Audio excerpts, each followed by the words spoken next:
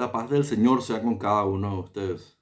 Hoy vamos a hablar de un tema interesante, la fe y la razón. La fe y la razón, aunque muchas veces la gente, especialmente los ateos, crean que que es cristiano, el que tiene fe, el católico, no es una persona razonable, es un fanático. Quiero que entendamos también que ciertamente hay fanáticos que se apartaron de esa razón y ya no comprenden la realidad en que viven. Pero la fe, la doctrina de la iglesia siempre ha acompañado la razón. Hay documentos como Juan Pablo II, Fe y Ratio, o sea, Fe y Razón misma que se llama así, el cual sale de este título, de este tema, habla constantemente de esa relación. Para que entender, el ateo mismo tiene fe, porque el ateo no puede demostrar y no ha demostrado y no demostrará eh, que la no existencia de Dios. El ateo no puede demostrar, puede usar razonamientos, puede usar cualquier tipo de lógica, pero no alcanza verdaderamente a demostrar la inexistencia de Dios. El ateo tiene fe de que Dios no existe y nosotros tenemos fe y nuestras razones y nuestras lógicas son suficientes para nosotros. Pero aún así, nosotros en esta iglesia creciente, esta iglesia viva, más de 2000 años, va descubriendo y revelando el misterio de Dios. Ciertamente todos los misterios de Dios están presentes en la palabra de Dios, pero no son revelados, no son comprendidos totalmente. Seguimos estudiando por eso y entendiendo los signos de esos tiempos y los significados.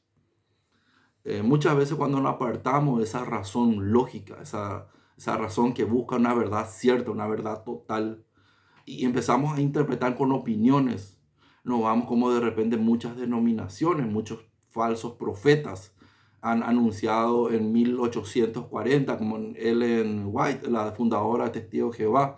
Hay muchas sectas que ustedes mismos pueden buscar, que inclusive han llegado a suicidio masivo para evitar el sufrimiento del fin del mundo. Han matado a sus propios hijos. Eso es cuando te apartas de la razón, cuando empezás a entrar en opiniones y confundir razones. La razón nos lleva siempre a una sola verdad.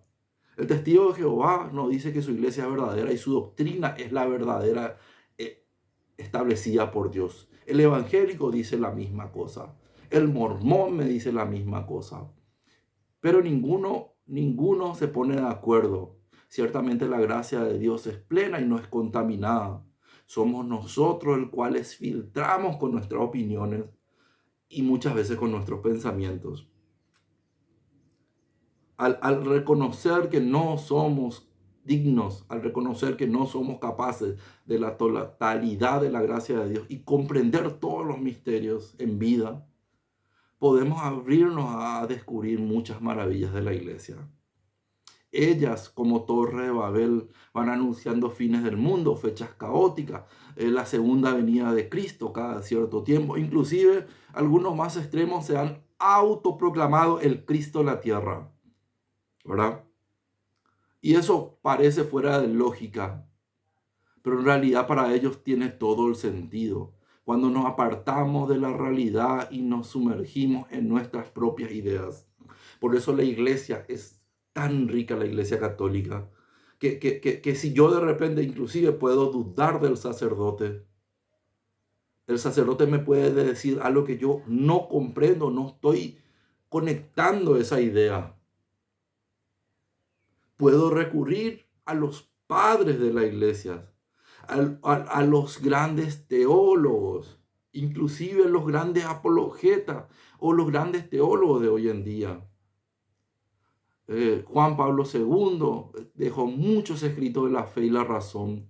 Ratzinger, muchísimos más, Benedicto XVI. El Papa Francisco ha escrito muchos documentos también que hablan de eso. Y cada uno ha llenado y ha aportado ese conocimiento a la realidad. Cada uno ha aportado desde su vivencia y su conexión con Dios algo único y especial. Podemos leer los escritos de San Agustín, maravillosos sobre la filosofía y sobre la comprensión teológica y filosófica. Hasta el día de hoy muchos ateos y muchos protestantes siguen estudiando esos libros y esos textos que dejó. ¿Por qué? Porque son personas que han tenido una relación tan cercana a la razón de Dios, al porqué de Dios y quién es Dios verdaderamente, que nos han dejado así escritos, relatos, tradiciones en nuestra iglesia que nos enriquece por sobre cualquiera. Inclusive los textos del Evangelio, que muchas veces para los apóstoles no eran comprendidos. Y en el momento de las parábolas ellos no entendían. Aún con la explicación de Jesús, ellos dudaban. Él les dijo muchas veces que él tendría que irse. Ellos no comprendían. Ellos no entendían lo que pasaba. En el momento de la crucifixión, totalmente solo. Solo María y el discípulo amado, dice la Escritura. Y en la resurrección, aún así dudaron de su presencia. Dudaron realmente si era una aparición espiritual o era una aparición física de resurrección.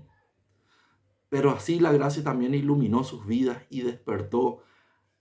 Así también como Tomás dudó, él en su vida, el resto de su vida se dedicó a proclamar con seguridad, con fe, con razones lo que da la palabra de Dios. Ellos sabían que tendrían que morir y dejaron escritos que muchas veces sigue siendo confuso hoy.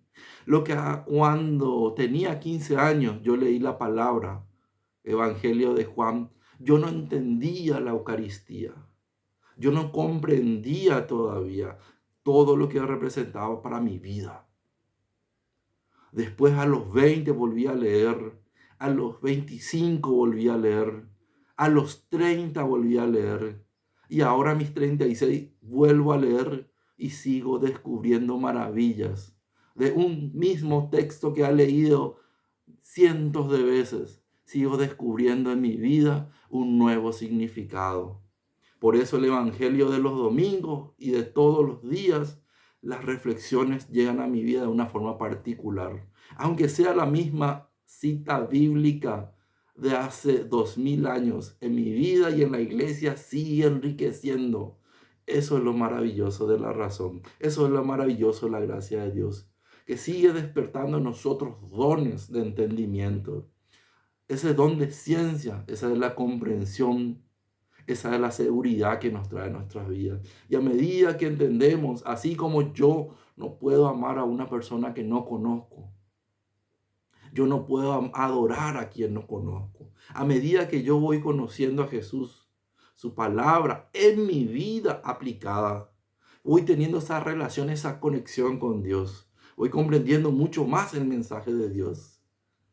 Ciertamente hay personas que al hablar de la palabra de Dios despierta en nosotros un sentimiento enriquecedor, de calidez, nos damos cuenta en su voz, en su forma de vivir, que ese mensaje tiene un sentido diferente. Y eso es lo que muchas veces los judíos no entendían, los maestros de la ley, porque yo aplicaba una ley cerrada y Cristo vino a abrir. Antes se la apedreaba, se le cortaba la mano, se le quitaba el ojo.